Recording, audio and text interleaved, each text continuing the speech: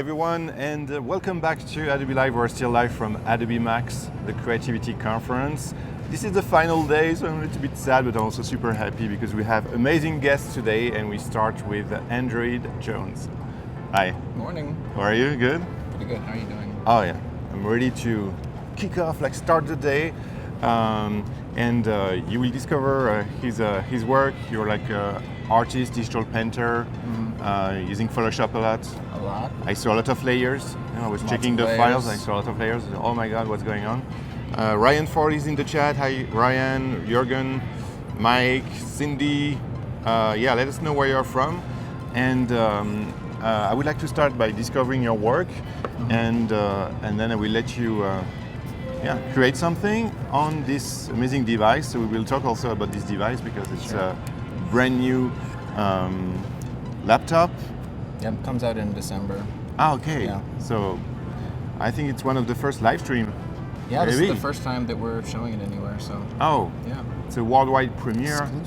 Exclusive content on Adobe Live. Okay, so we will talk more about it, but first I want to talk about you. So if you can introduce yourself to our friends watching. Great. Yeah, my name's Android Jones. I'm from Colorado. Primarily I'm a digital artist with a high emphasis on two-dimensional digital images and virtual reality are kind of the two main mediums I spend most of my time in now. Oh, okay. Yeah. How do you work with virtual reality? Like, do you? So I just have a company called Vision Agency, and we started about 18 months ago. Got together some of the smartest guys I know, and we are creating one product called Microdose. It's one platform, Microdose VR, and it kind of takes, if you're kind of familiar with Tilt Brush, it kind of takes what Tilt Brush does, but it adds music and dancing, and it's kind of a flow state simulator. A full experience? Full experience, yeah. We're not trying to leave any dopamine on the table whatsoever, just all the way. Awesome. Yeah. So this is your website? Yep, this is androidjones.com. Wow, look at that. A lot of kind of some recent pieces. A lot of details. Lots of details, lots of layers. Yeah, so I've been using Adobe products. I think I first started using Photoshop when I was in high school, like in 94. Yeah, it's come a long way. It's come a long, 94? long way. So 94, so for sure there was no text layer in 94. I think you only had one undo. Yeah, no history. One undo. Yeah, one undo. Not a lot of history. So we were saving a lot. Yep. Like saving all the time. Saving, PSD 1, 2, 3, 4. And those big files, those like 3 megabyte files, they were huge back then. And we have Dexter from New York watching us. We have someone from France. Hi Guillaume. We have Aha from London and Lilia from Moscow. Moscow is all around the world. So how would you describe your style, which is quite unique? I actually came up with a name for it. It hasn't really stuck at all. I call it electro-mineralism. And kind of the philosophy behind that is when I was trained as a traditional academic artist, like sculpture, painting, anatomy, cast studies. I cut open and dissected cadavers. I just wanted to learn all of the tools. And when I went to college, I went to a school called Ringling School of Art and Design, and I got introduced to Maya and computer animation. This is back in the days of like Silicon graphics. Maya, that stuff, on Silicon graphics. We were like coding Unix. Even I remember After Effects. The only way to launch After Effects was the Silicon graphics back in the days. It wouldn't even start. We're old. So I got my first Wacom in like '96, and I was, it was a little awkward, but I figured, I looked at all my favorite artists throughout history, and they all took advantage of the latest and greatest tools, and I didn't want my career to be an exception from that, so I figured this is the path platform to go down through digital art, and I just really didn't kind of look back from there. But the electromineralism comes if you look at some art movements are defined by. Some are defined by an ideology, some are defined even just by like the medium, like an oil painter. So when I looked at what this medium, really is, kind of from like a zoomed out view, really what I'm doing most of the time is I'm manipulating electricity, hence like the electro. And if we're really to kind of dissect, this beautiful, elegant machine, you would find copper and quartz and magnesium and basically minerals. Like this is humans mining the earth to create these little artifacts that electricity goes through. Hence, electromineralism seemed like it was a appropriate title, and the domain was free. So, so you took it. Yeah, I took it. You know, that's you own it. I own it. Yeah. Nice. Yeah, and don't hesitate to ask questions to Android Jones. We will be live with us like for 50 minutes. So it's really your opportunity to learn more about his work, his creative process, his approach. Yeah, if anyone wants to ask about questions. I do a lot of 360 immersive films and video experiences, a lot of projecting onto domes. Yeah, just anything that, you know, there's so many amazing opportunities that we have right now, so many different types of canvases.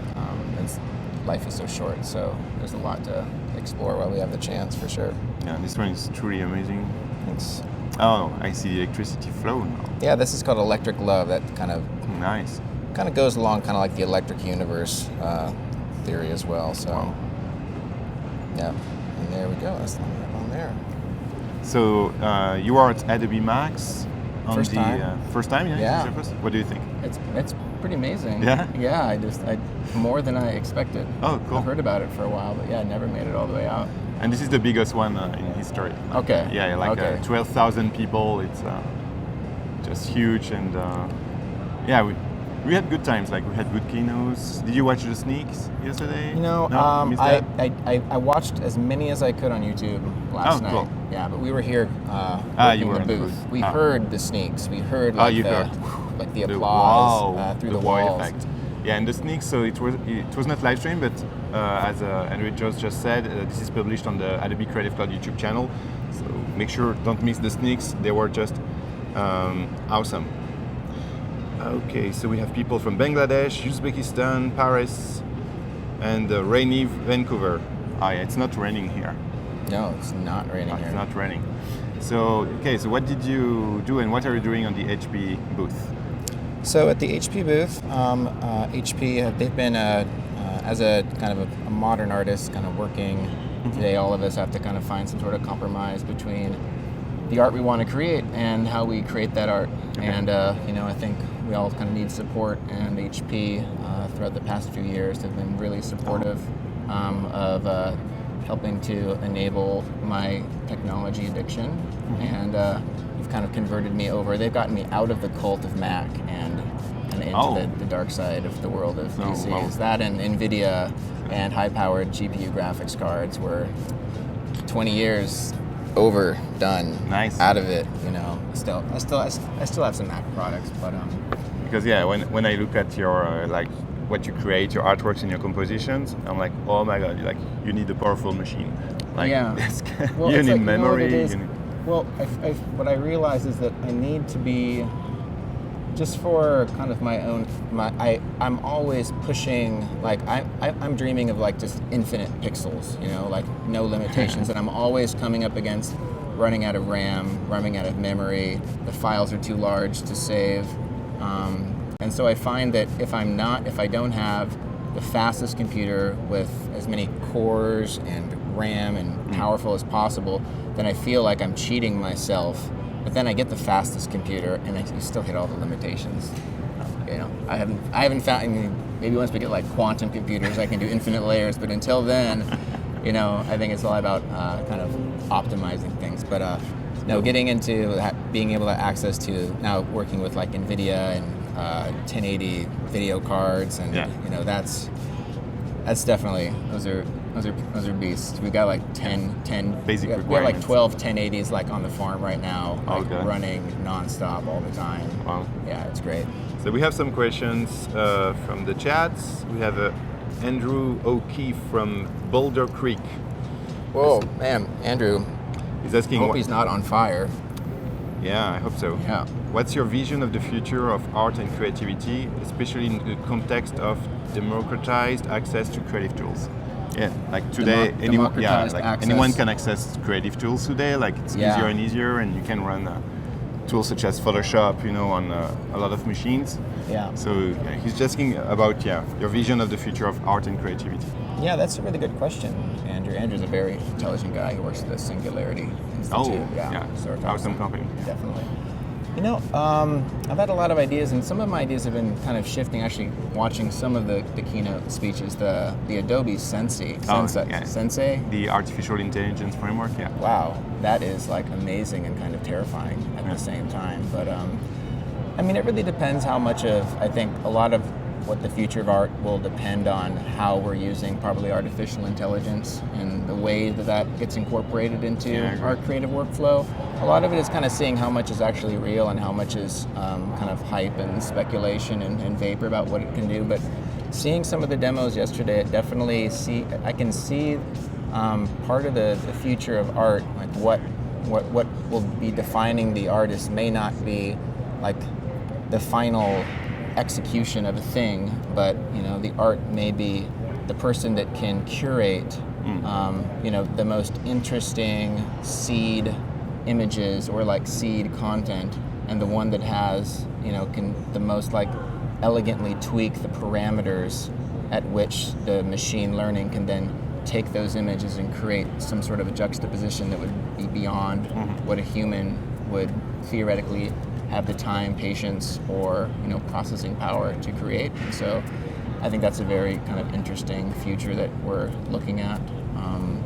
I think it's great that these tools are so readily available now. I think it's nice that there's what's interesting, there's kind of a leveling of the playing field. Like with our VR project with Microdose, we're using VR to create a new type of platform for human creativity where you can dance, you can like sculpt a piece of music, or you can dance a painting into existence. And what's exciting about that is that when you start working with new forms of art, like new movements, it's everyone can kind of start at an even playing field.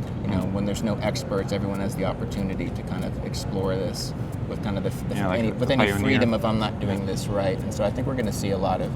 I'm looking forward to. I think art's on a good trajectory. Yeah. And we had H2B2 asking how many times does it take, like to create this illustration, for instance. How many what? How long does it take? How many?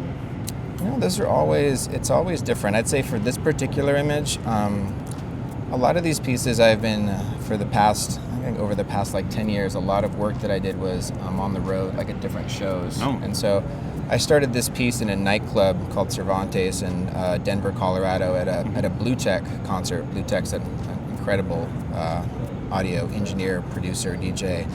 And so I'd say the bulk, like the main gestalt of the piece can be created within a few hours, actually. Like as far as like getting, I have a lot of like all these brushes are already kind of preloaded patterns.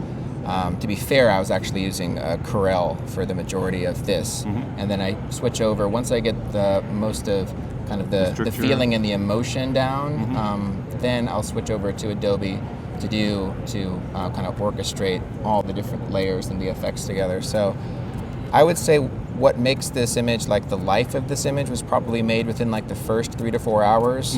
And then I'll kind of take it back in my studio, and that's where the process gets a little slower.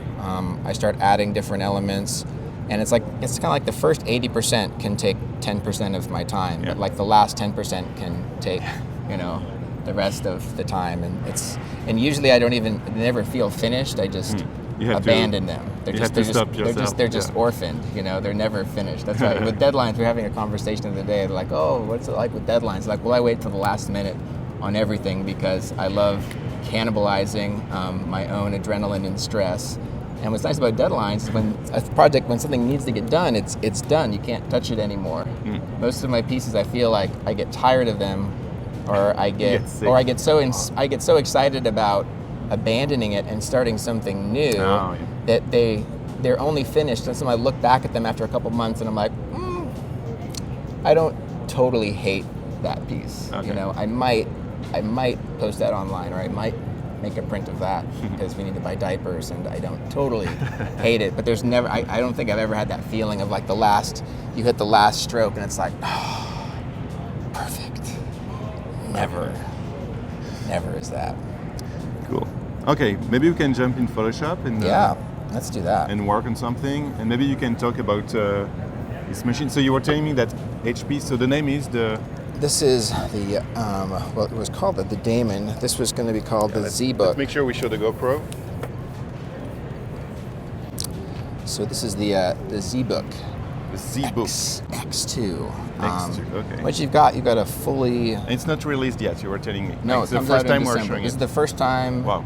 we're showing it at all, right over there at the HP booth. They gave me this one about 2 weeks ago to start doing some work together. We worked on kind of a campaign where we created some art kind of specifically for this event and around this event. But I've got pretty much every digital tool out there. If I do sketches on the iPad, I've got the Wacom Mobile Studio, I've got a Razer laptop, I've got the iMac, I've got a trash can, I've got high-powered PCs, I've got 10 Omens like on the farm.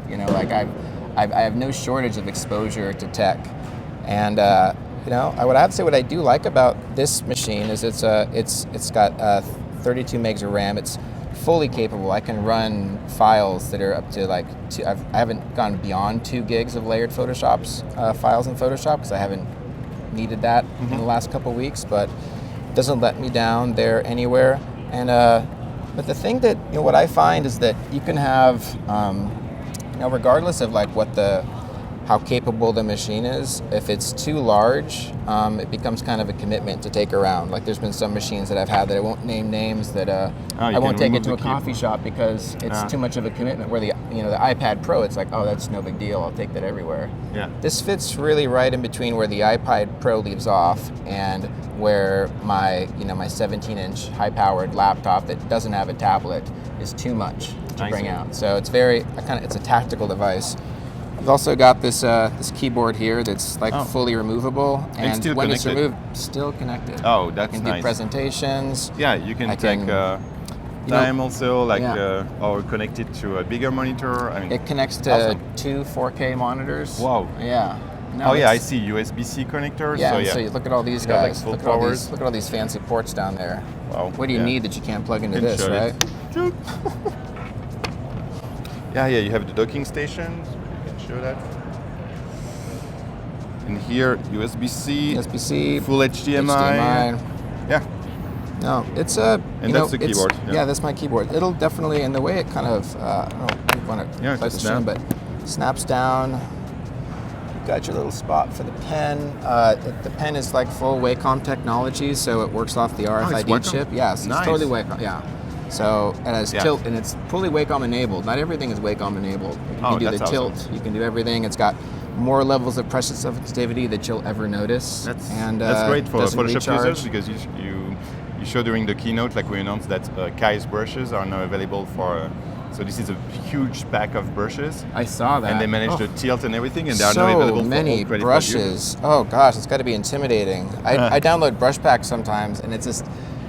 If it's too many, I just want the brush pack that's like the 10 best brushes ever. I don't want 1,500 brushes. I'd lose my mind over something like that. So that's the tech. Let's see. And you play with Photoshop. Are we seeing the monitor through here, or is they see both. They see your screen, and in a thumbnail they see you manipulating the device. So something I wanted to, we can kind of show here the pieces that I was working on for this particular event. It's kind of this series that follows the journey of this little caterpillar, and goes around and he meets. It's a very simple story. I don't know. I've got a beautiful 8-month-old at home, so I'm kind of into like psychedelic children's book drawings right now. But it's this caterpillar. He hangs out with some grasshoppers.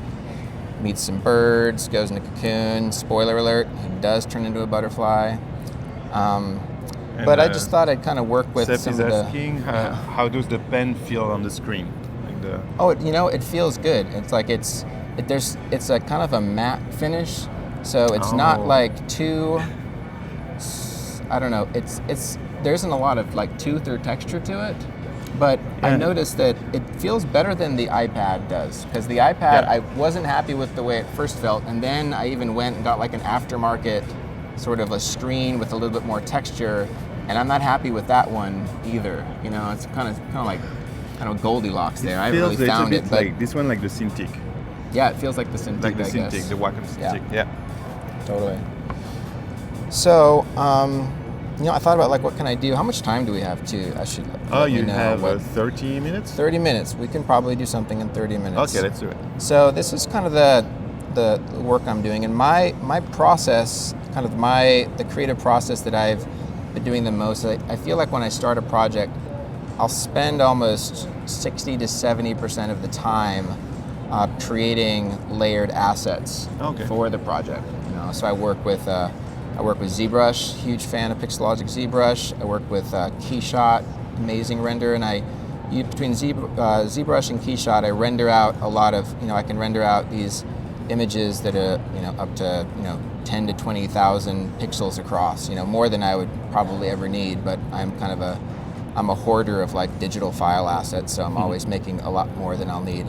But I'll start creating all the different pieces, and I kind of do this because at the end I know that the final piece that I'm going to be creating is going to be a mixture of hundreds of different layers. So I want to make sure that I have like a quality stock of assets, and then after that I kind of define what the ratio of the canvas is, and I start just kind of throwing things on. My personal creative flow, it's I don't necessarily have like a vision.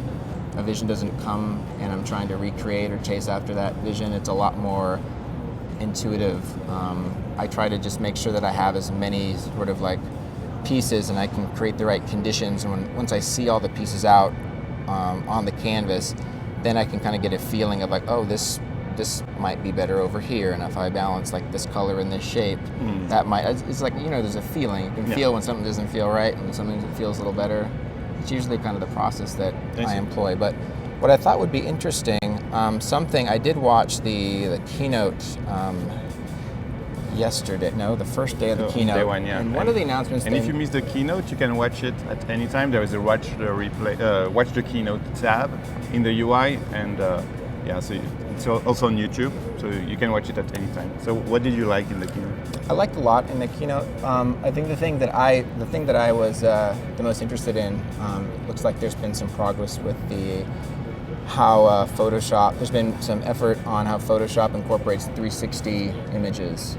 Oh yeah, this is pretty cool. Yeah, I know they've had that function for a while, but it looks like they put some more energy into that, which is really awesome. And so, one place that I find where, I'd say most of my focus now is into the world of the VR art and VR creation within the Unreal Engine. However, I'm always kind of going back into Photoshop. There's always ways where Photoshop helps us create kind of a richer experience. And one of the ways that I found in VR a lot is about, you've got a canvas of ultimate possibilities, but you've got very real world like restrictions as far as how you're optimizing the experience. Like, how are you getting the most bang out of like every pixel and still getting that like super fluid 90 frames a second? And when creating environments within VR, something that I found has like really been helping tremendously is creating really high resolution and detailed like sky spheres. Yeah. What we do is we actually, for any environment, we'll always have one huge sky sphere in the background that has like lots of information and layers. And we've actually, in Unreal, we've created a few blueprints where we can have multi-layered sky spheres. So we can have a background sky sphere and then kind of a midground on a transparent background of a sky sphere with another layer of detail, and then one even closer in. So even though they're all just these, basically like flat spherical billboards, you still get some parallaxing. And then these would happen, these theoretically would still be almost miles away from the character. And then in the midground, the near field in the midground, we'll put physical 3D geometry, with depth and texture. But when you put a little of the atmospheric fog in, you got the lighting right, when you're in you feel very immersed in it. And for the amount of detail you get when it's just one flat texture, it's a pretty awesome technical savings. And so we're going to go into this one. This is something I just kind of threw this together today. What I have here is, let's see if I can zoom in a bit more. Sure. You notice too, I've kind of got, within this little machine, I've got my different It's got 10 mappable buttons on both sides. Oh, just nice. kind of like the Cintiq does. So I can set some keyframes around there. I've got space bar down over here. Ooh. So kind of backing up on this, what I start off with, so the thing, I've been making these equirectangulars without the aid of what I'm going to show you that Adobe's doing today. And the way that I would do that is I start with, this is an equirectangular grid. Okay. I'm also more than happy to like upload this or share it with anybody that's in the thread that wants a nice equirectangular grid for these sort of things. I start with the grid, and from there I'll start laying down assets. Keep in mind that I know that as I'm working on this, the sweet spot of where most of the information is going to be right in here. In the center, yeah. But then you've got the always awkward areas of the top and the bottom here. And so kind of part of my process, I'll go in, I'll look through, say this is just a file of like selected layers.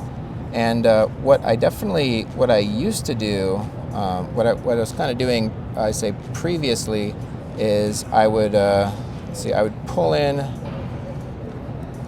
like different files into here. Say there's a tree. I got a couple of trees here.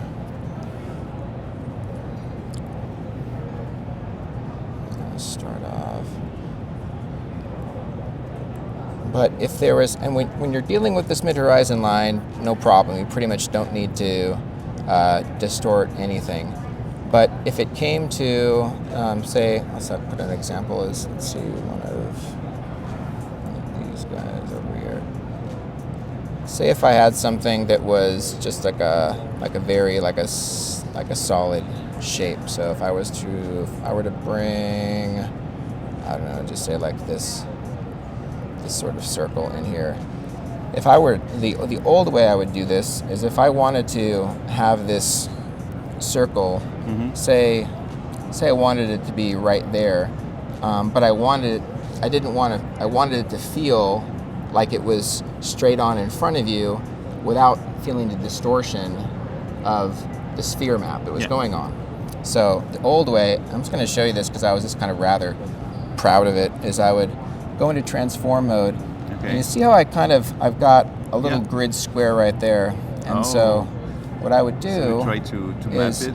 I would first, I would map the corners there. Okay. So at least I'm getting in kind of like this gets me in the ballpark of where I want to be. But obviously that's not good enough. And so from there, we'll go into edit. And while it's still transformed, I don't commit to that transformation yet.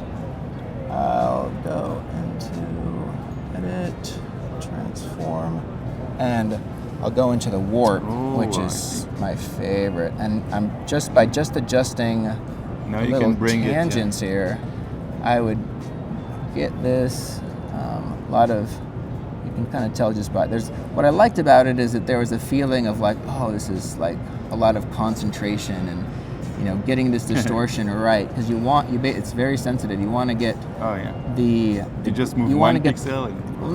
You can move these little, the tangent arms here, but what you want to do is find this way so the grid lines on the transformation were matched the distortion of the equirectangular. So that's it. I'd commit that, and it looks weird now, but in there it would look great. In the sphere, it would look great. That's the old way. That's the old way. It works. Yeah, it's cool. It's Seth is asking, how did you create the trees? Is it generated? Oh, these trees. Okay, the trees are made in different ways. What I did is these trees are made off of a lot of these trees are made off of like a really simple fractal math equation. Just like it's like one. I think it's one mother and like 2 or 3 child extrapolated out. So I mean, because trees are mostly complicated organic fractal equations anyway. Yes. So fractal math makes great trees. For these particular trees, what I would do is I'd export that tree out of ZBrush. I'd bring it into Keyshot. I'd just do it like a nice, say like 3K by 3K render of it. And then these trees, I took them into Photoshop and I applied a series of kind of layer effects onto, a lot of strokes and a lot of gradient overlays. And then I would, after a while, I guess for some of these trees you could see, like if this is a tree right there, I would take that tree and actually have in my library, I can either take that there and I'd go into and I would add different strokes. I'd have a couple gradient masks that I liked, and I would go through that, and kind of the process with a lot of these was then taking that and after I commit to a mask that I like, I would rasterize it, and then I would just run another mask right on top of that. Or if I had a style, if I created a style that I liked, I would save the layer style and kind of in rinse. the Creative Cloud library. That's yeah, cool. And so kind of like rasterize, rinse, repeat, and add another layer onto that. So you can see they quickly start multiplying and kind of fractaling out. There's that little technique for that. So where we're at, so we are kind of in. So you were showing the old way. We're talking about the old way of things. This is the old way. And someone asked, how did you create the grid? Is it something that you? I think this grid, I believe that I actually just found that online somewhere. I think it was off like an old, like a film, some sort of like a film or like a planetarium website. There are, another thing, if people are kind of interested, they can either email if there's a place to upload these bits to. Another way that we've been working with these types of images is there's another way to create these types of grids, so here, for example, the way that I have been doing this, because it's been pretty freeform. My creative soulmate and partner Fong, he actually created a series of these grids. All of these they're non-linear equirectangular grids that map perfectly, and he programmed all these through like polar math coordinates. Wow. I know it's a bit above my pay grade, you know, like I'm not so much into the math, but they're really effective because they give you this they still give you a sense of where the lines are converging in space, like where the action lines are. But when you look at this inside like an Oculus or a Vive or a cardboard, you are totally immersed into this world of space and depth, you know. And it's it's kind of like equirectangular training wheels. When I start off with something like this, I know where I can kind of curve and distort the movement of things. But like I said, this is still this old way, because the process that I would employ would be I'd add all these different elements in here, and for every new element that I added, if it was anything that went above or below, I would then have to like put it there and try to get it into the best place, and I'd do maybe like 10 different pieces, and then the next step was like, okay, well, now I've got to put it in the headset, I've got to put it I'd export this onto the PC that I was working on, and I'd put it in like a virtual desktop, and then I'd put my headset on and I'd look around and see if it looked good or not, you know, which is a fun process, but that's a lot of a lot of back and forth, you know, that's a lot of like swapping out like keys and moving. You're moving a lot of data around. You're doing all this stuff, and you can kind of get away with it. I'll show you like some examples of. This is what the let's see.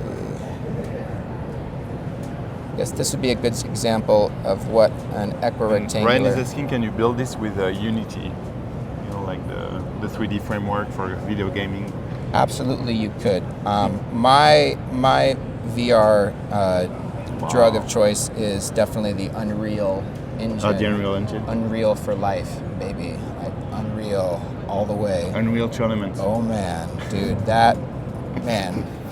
you gotta. I wonder if Adobe's gonna try to go after their market share. Good luck, because Unreal is I don't where think we will it's play at. in this. I don't know. You guys are game field. You guys are pretty good at finding what you like out there for sure. However, so this is an equirectangular. All these images, it looks really chaotic. You put this one in a 360 viewer, and all these distortions and perspectives, it like immerses you. Okay. I see the distortion here. Yeah, but if you notice, so this is me doing it the old way. Notice how I conveniently stayed away from all of the edges. Yeah. Because figuring out that kind of distortion is pretty. It's massive. It's way more than the warp tool is Julie's capable asking what of. was the name of your friend who made the grids again? Fong.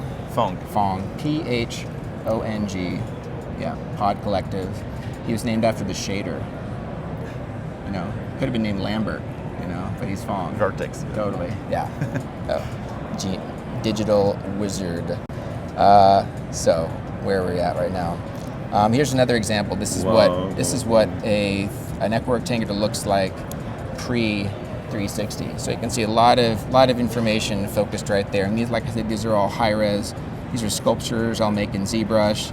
Then I'll texture them, I'll put them into Keyshot, get high-res renders, and then lay all these pieces. And you look at the image, and like I said, they're kind of like overwhelming. But when you get into the space and you're surrounded by, you know, these hundreds of thousands of pixels, you realize that you have a lot of canvas to play around. I wish we could like put this. It's hard to like communicate, you know, over here. Live stream VR. We're gonna have to, you know, maybe we can work on this. We could post the image sometime. But so let's see where I'm going at with this one. So let's try to take on that problem. So the problem is, how do you get things above and below? Because the way that I would actually do it, if I wanted anything to be above or below me, what I would actually do is I would bring it into Unreal, and I would like throw the geometry down there and up there, and I would take a 360 equirectangular. Basically, we have a way of exporting like high-res 360 screenshots from Unreal. Oh. So I would do that. And you would use that. But put it in Photoshop, and you have the map. And at least I kind of have the things, but you're not going to get a super high fidelity. You know, there's going to be some data loss in that process, right? It's destructive. Yeah. Obvious. It is destructive. It is destructive. You know, that's the thing, though. I was just putting it out there. I know that it seems like there's a lot of focus on this like destructive, non-destructive workflow. I am a destructive workflow. I am chaos incarnate workflow. You know, this whole layer masks, like preserving everything. No way. Not for me. No smart object. Not for me. You know why? Because pixels. You need to commit, people. You need to commit to what you're doing. If you can go back and you can change every little thing, what are you saying yes to? What are you standing for if you're doing that? You know, I get it. You want to. The art director comes back and says something or whatever. Like this guy. We gotta commit, man. You know, you gotta commit to your vision. Like this guy. Flatten, merge the layers, people. Merge the layers. Don't be afraid to merge. You saved another version. Don't be afraid to merge. Merge your layers. All right. Enough of my soapbox here. So what we're gonna do? So here are the layers. I'm not merging these yet because these have to move unless your layers are doing something. So I'll create a couple extra layers up there. And then what I'm going to do is I'm just going to select. And for those of you attending Adobe Max, so you have a session today at 12:45. Certainly. So if you want to ask more questions, I'll probably be like finishing, like still working in this sort of vein. Oh, cool. You know, this is like. So what I'm doing, I'm selecting all the layers here. In the chat, they are like, "Don't listen to him. Don't merge." They're like, "Don't merge. Don't listen to him." Merge the layers. Merge down at least. Just merge down a little bit. Merge down just 2 or 3 layers. Just a little just bit. To get used to merge down a little bit today.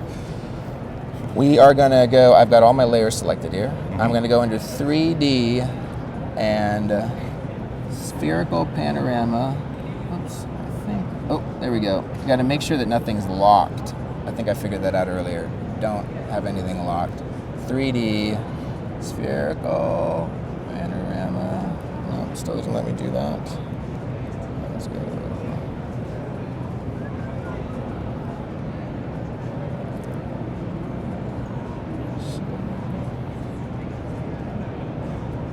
You have to select all the layers? Yeah. You do.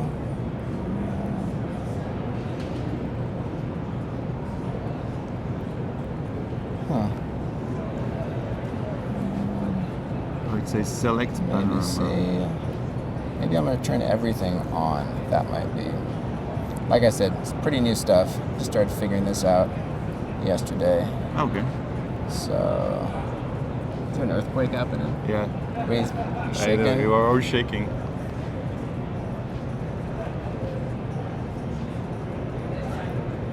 They're asking how would this look in VR? Well, Mel. Oh, it would look great in. Yeah, it would look great. Oh, of course, it would look great in VR.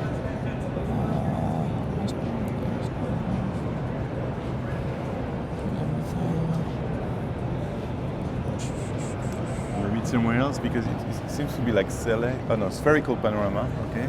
Yeah, usually it's a new panorama from selected layers. Selected layers. Yeah, That's why I'm should be surprised.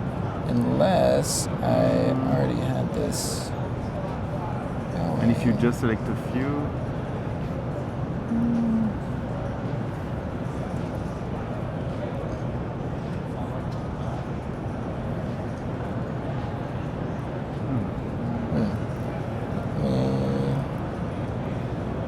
I have nothing locked. Last time it didn't let me do this because I Something was locked a locked. few things. Or maybe I have to be in let's see, workspace.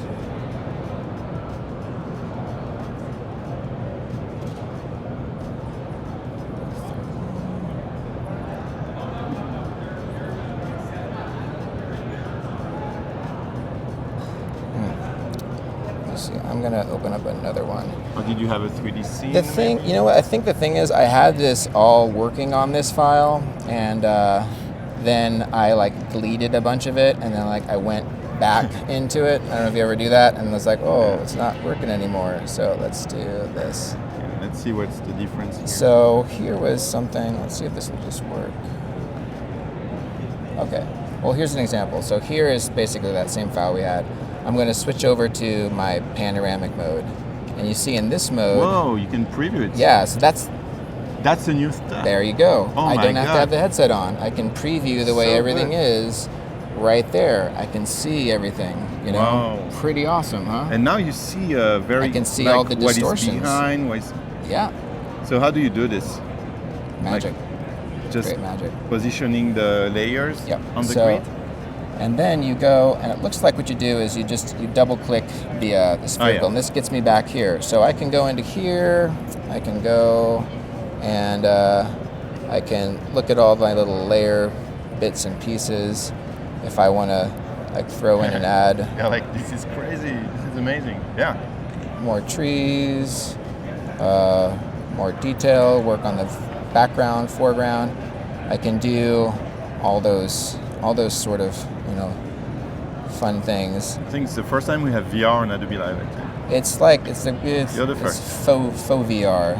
It's full VR. Faux VR. It's the faux VR.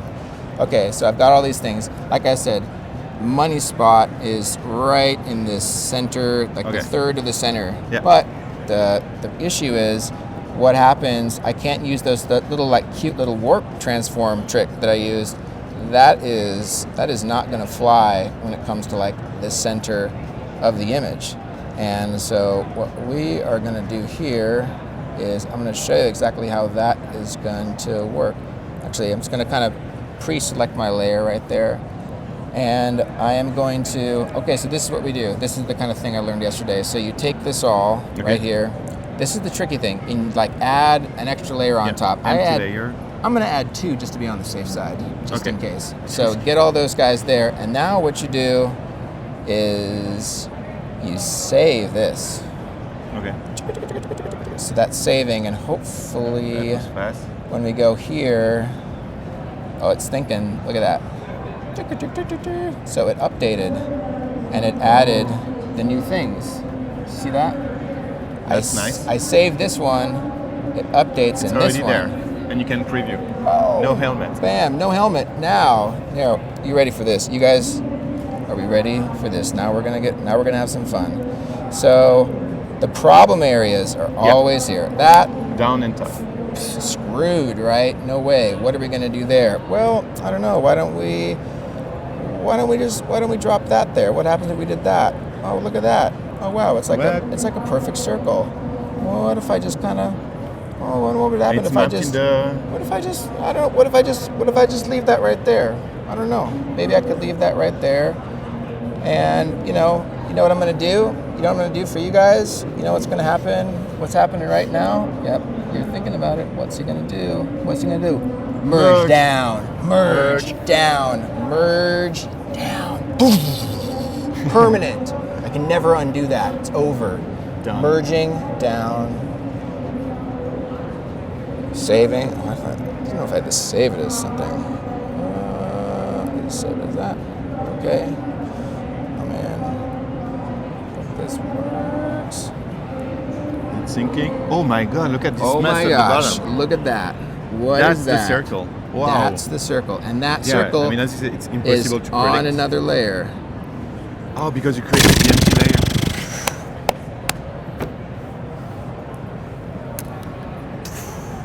Merge. Ah, that's good. Merge down. And the preview is so fast. And the preview's so fast. Whoa. Right? I mean, I'm not it's, tripping. Like, this is a pretty cool this thing, is right? very, very It's a cool. big deal. Yeah, it's a big Because deal. now you can just go back and forth and like, oh, I want to go back and see where that is. And it's already, the thing is like, Wow. and I'm going to move around, it's already in there. Oh my god. That's so where fast. it lives now.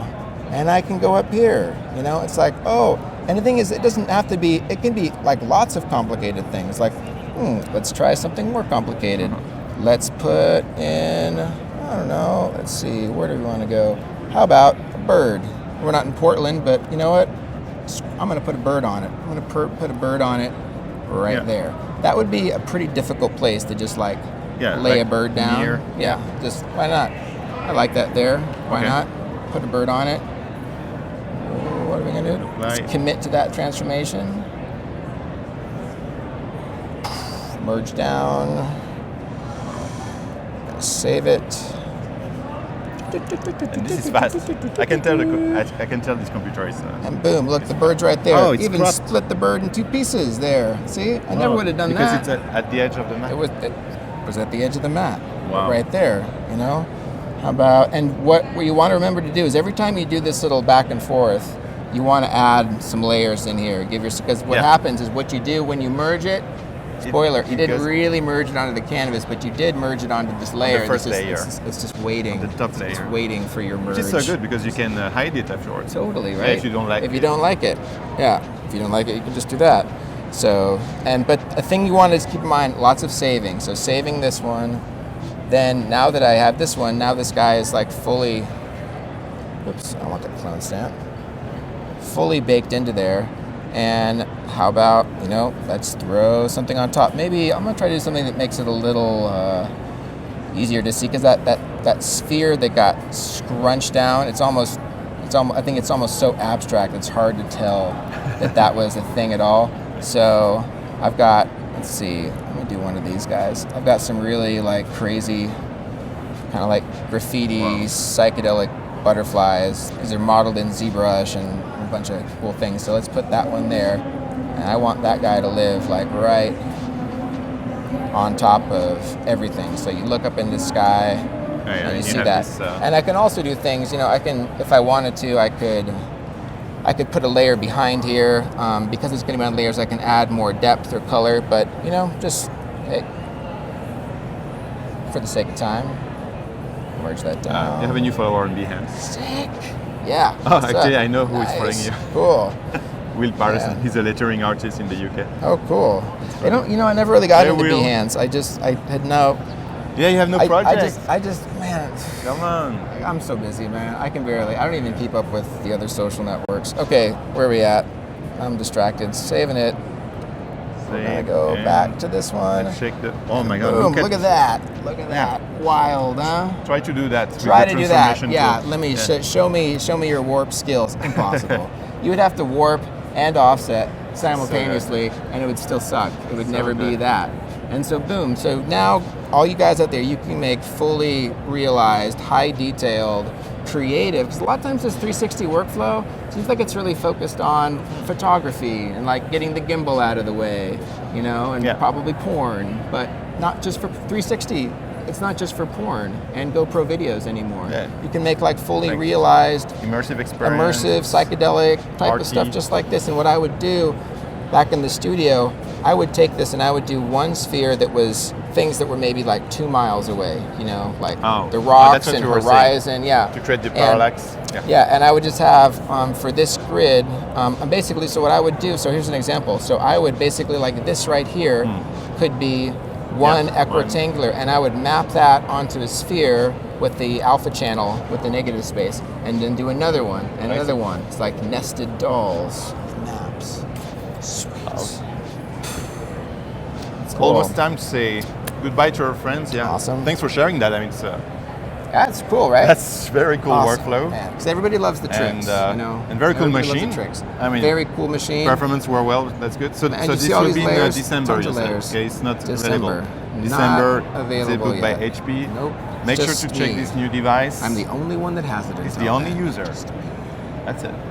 No, it is a quality device. I am endorsed. I am paid to say that. Full disclosure. No, but, however, I could tell. It's great. When though, I saw right? you like manipulating like 3D objects, it's a solid thing. It works. There's not another tool that does this straight up. You know, if someone makes a tool that I get value out of. And I like the fact that they rely on Wacom also for the stylus, because then you know that you have great technology. It's actually kind of a, you know, it's like your dream band, you know, because it's like you've got HP, you've got Wacom, and you've got an NVIDIA graphics card too, and Intel, you know? And Creative Cloud, and Creative Cloud. Yeah, you know, it's like super team. Oh, they say this is the coolest thing I've seen this week. Oh, thanks for the feedback to it. Well, the credit really goes to Adobe. I'm just the little monkey wrist that figures out how to do something fun with it. You know, make sure to try in the chat. Try VR. I mean, we have now some workflow now that you can try in the new Photoshop CC. I was looking forward to seeing the Project Dolly. Remember that one? That was like a VR painting thing. I saw videos 11 months ago for that. Yeah, actually, the author is still here. I haven't seen that at the show though. If I see him, I will ask him to pass by here. I got some questions. I'd love to see that. Questions. Okay, so thanks again. It was really awesome. Hey, no, thanks for having me. And we'll still be live today for 6 more hours. So stay with us. In about 5 minutes, we will have some students who are winners of the Adobe Design Achievement Award. So it's an award that we have every year to.